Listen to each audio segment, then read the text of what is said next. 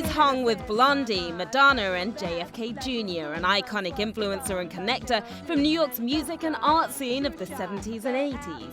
And Fab by Freddy is back at it. I'm great. Thanks so much for coming to see my show here at Gallery 151 on the Bowery. We dropped by to check out his hot new art exhibit on our Dunkin' Donuts studio on the run.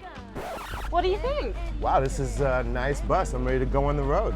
As a host of the first hip-hop TV show ever, and yes, that's Will Smith, Fab is used to being on the road, but his true love has always been the visual element of hip-hop.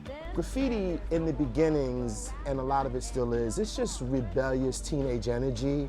And then out of that energy, people began to develop techniques and a desire to really be real artists. Once a graffiti artist himself, Fab played a major role in bringing street art to the mainstream. You actually curated one of the first graffiti art shows.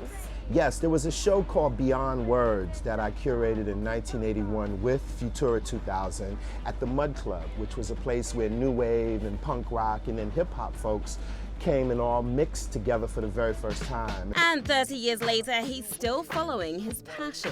I call the exhibit New York, New Work. His new work is divided into two series. The first features a collection of showgirls. They're kind of my version of Vargas pinups. Vargas did these iconic women in the 50s. And a collection of boxers coming to blows. We take these images, we digitally alter them, and then the images are printed on canvas, and then we apply thousands and thousands of these little Swarovski crystals. You'll see some recognizable faces like WBA heavyweight champ and fellow Brit, David Hay. Who's this guy? Well, he's a loser, unfortunately. So he's the guy that got knocked down and, you know. He will go unnamed.